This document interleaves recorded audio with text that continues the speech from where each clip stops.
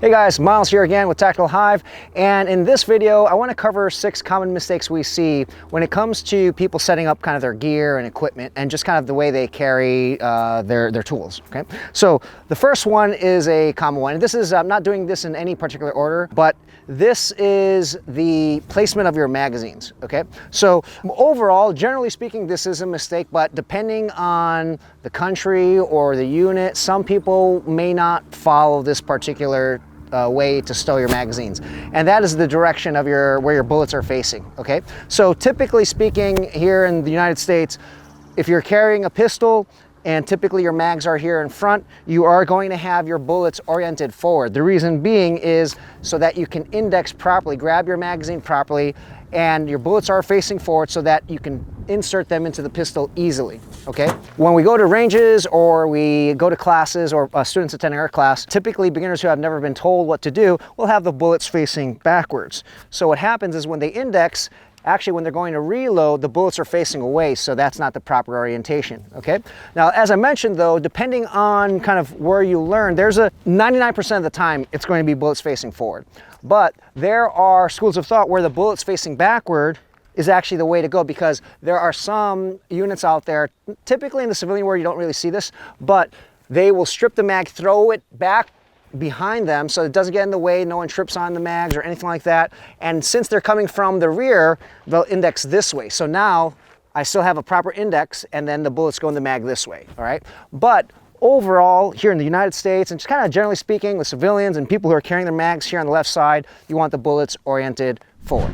The second common mistake we see when it comes to kind of setup is the orientation of the holster, or the angle. Okay, notice right now I'm using this holster and it's pretty much vertical. Okay, you can cant it a little bit to the left, you know, forward or back to your liking, but there is one common mistake we see, and at the end of the day it's personal preference, but the majority of people will not carry 3 o'clock or have an outside the waistband holster like I do right here and have the gun canted forward a lot. Now, some people may prefer this for whatever reason it might be, but generally speaking, when you have a cant, I'm grossly exaggerating it here so you can kind of see what I'm talking about. So instead of this orientation with the pistol here, it's really angled off.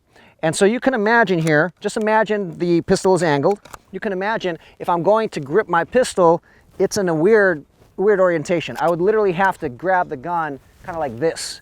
It's really uncomfortable. Okay, so in this situation here, you honestly, unless there's again a specific reason why you're carrying, doing that, for the vast majority of you guys and civilians, we want this, there might be a slight cant forward, slight cant backwards, but generally you don't want something this far forward. All right, so we see a lot of people have holsters that are already manually canted forward, so you can't adjust the cant. They're like this. The gun is actually forward, tilting like this. Those holsters are usually meant for concealed carry, and when you're going to carry your gun about 4 o'clock, 5 o'clock, because now imagine if my gun was here to the rear, it's very easy to grab it. This is natural.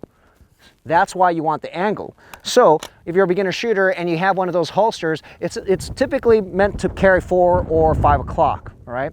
Whereas if you carry 3 o'clock, there could be a really weird angle for you, okay? So that's a common mistake that we see.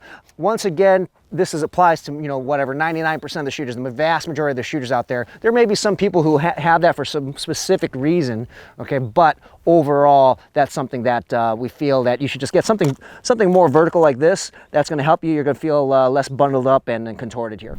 The third mistake we see deals with the holster as well, and this is people who use a drop leg holster, kind of like this, but if we see the drop leg really, really low, I mean, sometimes it's by someone's knee. One, not only is it uncomfortable because you have to reach all the way down, okay? Also, when you're running, you're gonna feel that weight where you're gonna feel it bob up and down, whereas here, if I'm running, it doesn't get in the way. If the pistol was right here, you would definitely feel it. You're going to feel that heavy object moving up and down, and there's going to be a lot of motion. Okay, you're going to feel that friction. It's going to be bouncing up and down. Now, there might be a reason why some might have to have it a little bit lower than others sometimes. Maybe there's equipment, which is going to lead actually into the next mistake we see with people who use plate carriers. But let's say right now, this is kind of a mid-ride for me right here, and maybe I'm carrying some piece of equipment, okay, that requires me to actually lower this a little bit. That would be the only reason why you would want something really low. But if you're not carrying anything, then you have your pistol all the way down here. It's uncomfortable. It's harder to get to your gun. So we categorize that as a mistake. Okay, so the fourth common mistake we see when it comes to kind of equipment setup is if you're training with a plate carrier, there are going to be students or people out there that have a holster that's really high. Okay, so kind of the opposite of what I was discussing previously, where the holster is too low, they might use something where it's really high. And what happens is if you have, right now I don't have anything on my side, but once in a while I'll have attachments here, maybe for night vision or whatever it might be, okay? And so what happens is, or maybe even med kit or even side plates, okay, something like that. If you had a high holster, I'm just going to raise up this pistol here just to simulate, and it's empty, okay? What happens is you wouldn't be able to bend down, or it literally just gets in the way of the pistol. You wouldn't even be able to draw properly, okay? So if you are going to be wearing a plate carrier and you have a sidearm, you have to be aware if you're carrying a lot of stuff here, you might not be able to access your pistol, okay? And overall, you might not even be able to wear a plate carrier and a high holster because it just might kind of bump into each other, all right? So be aware of that. That's mistake number 4. Mistake number 5 is something a lot of our subject matter experts have talked about in the past, and that's just carrying too much stuff. It's kind of interesting because we know that a lot of people that I know who've actually been into gunfights, they've been in combat, they carry solely what they need, and they like to be slick. They like to be light, okay? So if you are carrying a bunch of stuff, one, it will bog down. It gets tired, it gets tiring, boring really fast. It's just going to be really, really heavy.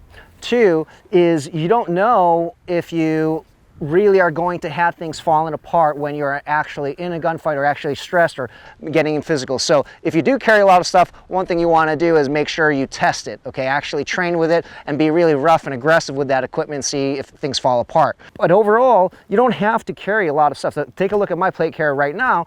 I just have my mags here, okay? Literally, and just space for me to put more things if I need to add them. It just depends on what I'm doing in that training session. As I mentioned, there are times where I'll have some stuff here. I do have side plates as well. Sometimes I don't use them, sometimes I do, but there are times where I'll use night vision. My nods will be right here, but right now I'm not wearing it, okay? So it's just kind of, you want to be as slick as possible. And this is, again, kind of a common denominator among all the people who I've talked to who have actually been in a lot of gunfights. They want to be as slick and as light as possible. So keep that in mind. And the 6th common mistake we see pertains to concealed carriers and garment selection, okay? Typically speaking, what happens is there are 2 problems with the incorrect garment selection. 1, it's hard to access your firearm. Right now I'm carrying appendix, okay? And 2, printing. And it's very simple here. The solution is to definitely practice. So a lot of concealed carriers out there, we can tell when they come to a class or if they're doing concealed carry drills and practicing, where they always fumble. So this tells us a few things. One, it's either the garment or they're not practicing enough with their garment selection, right? So first is just simply to test out your garment. So if you are going to wear, let's say, a regular t-shirt, then before you head out the door, do some dry fire reps. Right now I'm unloaded right here, okay? And let's say this is my garment of choice for today. It is, I'm wearing it right now. What I would do is maybe just kind of get in my position and just work, making sure I can access my firearm easily, reholster, all of that good stuff. And just that will give me the confidence in the day to also know that I'm not going to get bundled up with my garment selection. And when it comes to garment selection, the next thing we're also looking for is if we're printing. And this is something that's super simple, but for some reason, a lot of people, they might get into the habit of just putting the gun, by their hip, wherever it is, putting on any kind of garment, and they just run out the door. Remember, as concealed carriers, you want to hide the fact that you're actually carrying a firearm. So you want to it's as simple as looking in the mirror. And also, if I am not sure, if I'm not 100% confident that everything looks good, then I'm going to ask other people, and I'll act like a model here and just kind of turn left and right and let them tell me, give me my feedback so that I know, okay, do I have to change garments or whatsoever, all right? And kind of going back to the dry fire practice to understand if you can access your firearm, you want to do that also because even just doing 10, 20, 30 reps before you get out the door, that is going to give you the confidence and again, defeating your garment, but then also give you that confidence in knowing that you're going to be able to present your weapon out there. So it's additional practice, okay? So it's a very good idea. Now this applies to everything, okay? You could be wearing a jacket, you could be, it doesn't matter where you're carrying, 3 o'clock, 5 o'clock, whatever it is, even if it's an ankle holster that you want to pick, you wouldn't wear jogging pants, for example, or something that's really tight where you can't access your pistol. So keep that mistake in mind. So make sure to consider the garments that you're wearing, whether you're printing and whether you can access your firearm immediately. So there you guys have it, 6 mistakes we see when it comes to kind of equipment setup and gear. If you guys like this content, as usual, like, comment, subscribe, and we'll see you next time.